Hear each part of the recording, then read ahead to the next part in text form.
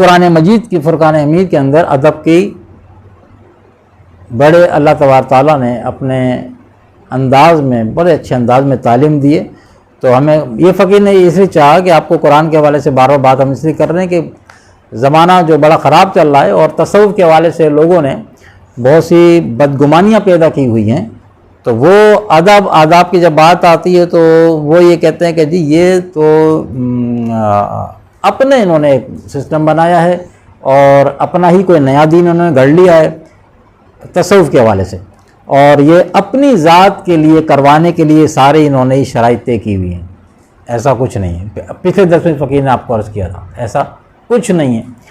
ہم کہتے ہیں ٹھیک ہے، آپ اپنے گھر کی جو تصوف کو نہیں بھی مانتا نا، تصوف کو جو نہیں مانتا، آپ اپنے گھر میں سے اپنے بچوں میں سے ادب نکال دیں.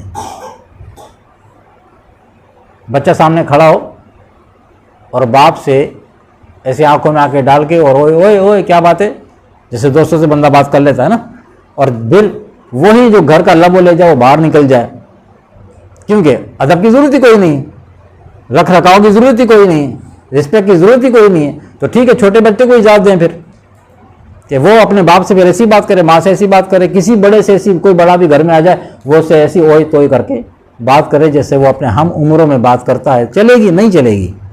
تو وہاں تو فوراً لگے گا کہ یار یہ تم بات کیسے کر رہے ہو میرے سے. اچھا اپنے اوپر آئی تو کتنی لگی. تصوف کا جو ادب کا شعبہ ہے وہ قرآن و حدیث سے لیا گیا. اور فقیر پھر آپ کو عرض کر رہا ہے کہ یہ آداب کی، تصوف کی آداب کی تعلیم جو ہے، سالک ہیں، جو طالبان ہیں، یہ طالبان حق ہیں، یہ اللہ کی معرفت کے متلاشی ہیں جن کو یہ تربیت ہوتی ہے، اور اس تربیت کے اندر ادب اس کا نچوڑ ہے. اس ادب کے بغیر، جیسے پچھلے درس میں آپ نے سنا، کوئی بے ادب خدا تک نہیں پہنچتا. کوئی بے ادب لاکھوں علم پڑھ جائے. سلطان باہو رحمۃ نے فرمایا نا کہ اگر علم پڑھیا پر ادب نہ سیکھیا، علم پڑھیا، ہزاروں لاکھوں کتابیں پڑھ لی، علم پڑھیا پر ادب نہ سیکھیا، کیا ہویا کتاباں پڑھ کے ہو. کیا کیا تو نے؟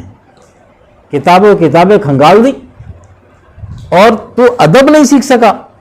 تو پھر تو لاکھ فلاسفر کہہ رہا ہے، لاکھ تو انجینئر کہہ رہا ہے، لاکھ تو ڈاکٹر انجینئر بن جائے یا مفتی بن جائے یا پیر صاحب بن جائے، کوئی بن جائے، لیکن تمام تر شعبہ جات کے اندر زندگی شعبے ہیں، تو نے یہ علم حاصل کیے، اس میں سے اگر تو نے ادب نہیں سیکھا تو پھر تو انجینئر بن کے، مفتی بن کے، پیر بن کے، مولوی بن کے، عالم بن کے تو رہے گا پھر بے ادب، اور خدا تک نہیں پہنچے گا. صرف علم کے ذریعے نہیں پہنچے گا جب اگر تو نے اس میں سے ادب نہیں سیکھے. کیا ہویا علم کتاباں پڑھ کے ہو، ادب نہ سیکھیا. قرآن شریف کی ایک سورہ ہے، سورہ نمل، اور آپ کو پتہ ہے نمل کسے کہتے ہیں عربی میں؟ چیونٹی کو. مفسرین اکرام فرماتے ہیں کہ اللہ تبارک و تعالی، دیکھو اب قرآن غور و فکر کی دعوت دیتا ہے نا. اب چیونٹی ہماری نظر میں انتہائی ایک معمولی، ہم حقیر نہیں کہتے اس کو کہ اللہ کی مخلوق کی تخلیق ہے، لیکن انسانی نظر میں تو حقیر ہی کہلاتی ہے. جیسے مچھر ہے، یہ کیڑے مکوڑے حقیر ہیں، لیکن معمولی، انسانی حوالے سے معمولی. یعنی اگر وہ آپ کو مری پڑی ہوئی نظر آ جائے تو آپ کو کوئی افسوس نہیں ہے، چیٹی مری پڑی ہے، کوئی دکھ نہیں. اس حوالے سے وہ معمولی حوالے. یار اتنی معمولی چیٹی کے اوپر اگر وہ ہزاروں لاکھوں مری پڑی ہوں، ہمارے پہ کوئی وہ نہیں، فرق نہیں پڑتا، مر گئی تو مر گئی، کیا ہوا. اس چیونٹی کا جو اتنی معمولی ہے اس کے اوپر پوری سورت کا نام رکھ دیا، چیونٹی والی سورت، سورہ نمل، چیونٹی والی سورت. ہم نے تو اسے کوئی ویلیو نہ دی، اللہ نے اپنی سورت کا نام ہی اس پہ رکھ دیا قرآن کے اندر. چونٹیاں اگر زمانے سے ناپید ہو بھی جائے نا، مگر ان کا نام قرآن میں چلتا رہے گا. کیوں؟ تو مفسرین فرماتے ہیں کہ چونٹی کے نام پہ جو سورت آئی نا، اس کا تعلق ادب کے ساتھ ہے، اس کا تعلق ادب کے ساتھ ہے. اور کس کے ادب کے ساتھ ہے؟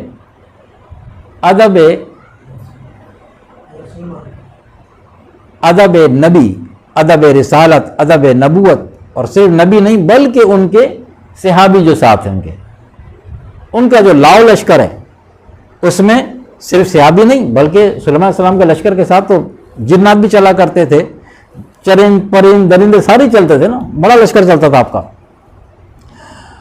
تو فرمایا کہ جب وہ آپ کا لشکر آ رہا تھا تو ایک چیونٹی جو چیونٹیوں کی سردار تھی اس نے اپنی قوم سے کہا، چیونٹیوں سے کہا کہ سلیمان علیہ السلام کا لشکر آ رہا ہے،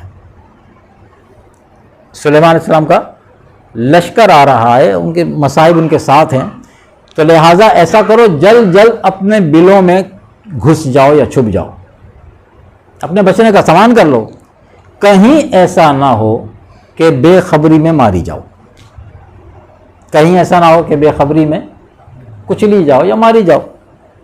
تو وہ یہ بھی کہہ سکتی تھی نا کہیں ایسا نہ ہو کہ ماری جاؤ، کہیں ایسا نہ ہو کہ ماری جاؤ، لشکر آ رہا ہے۔ یہاں پہ چیونٹی کے یہ جو الفاظ تھے تو مفسرین کرام فرماتے ہیں بس چیونٹی نے یہ جملہ بولا نا کہ کہیں ایسا نہ ہو کہ بے خبری میں ماری جاؤ، بے خبری کو وہاں سے انہوں نے اٹھایا، یہ جو اس نے چیونٹیوں کی سردار نے بے خبری استعمال کیا یہ ادب کے زمرے میں آ گیا۔ کیوں کہ اللہ کا کوئی بھی نبی اور ان کے مصائب وہ چاہے چیونٹی کیوں نہ اس پہ جان بوجھ کے ظلم نہیں کرتے، وہ جان بوجھ کے اس پہ ظلم نہیں کرتے، زیادتی نہیں کرتے۔ اس نے کہا بے خبری میں وہ لشکر آ رہا، اتنا بڑا لشکر ہے، ہم چھوٹی مخلوق ہیں، رن جائیں گے پاؤں میں۔ تو ایسا نہیں ہے کہ انہوں نے ہمیں جان بوجھ کے ہمیں ساتھ نہیں، بے خبری میں کہیں ماری نہ جاؤ اس لیے اپنے اپنے بلوں میں چلی جاؤ۔ تو فرماتے ہیں مفسرین کرام کہ اس نے چیونٹی کے سردار نے جو یہ لفظ بے خبری کا استعمال کیا، اس ادب کے باعث اللہ تبارک و تعالیٰ نے پوری سورت کا نام چیونٹی کے نام پہ دے دیا، سورہ نمل۔ اسی طرح ایک اور آیت ہے سورہ عنکبوت۔ عنکبوت کسے کہتے ہیں؟ مکڑی کو آپ کیا کہتے ہیں؟ مکڑی کہتے ہیں نا، مکڑی کے سے متعلق بس یہ ایک بات جملہ کہہ کے اس کو بھی کلوز کرتے ہیں چیپٹر کو۔ مکڑی سے متعلق بات، مکڑی کی بات آ گئی تو مکڑی نے خدمت کی تھی نا آقا علیہ السلام کی، کہاں پہ؟ غار سور پہ اس نے خدمت انجام دی تھی۔ تو آقا علیہ السلام کی جب مکڑی نے خدمت انجام دی نا تو حضور علیہ السلام نے فرمایا کہ مجھے مکڑی سے پیار ہے۔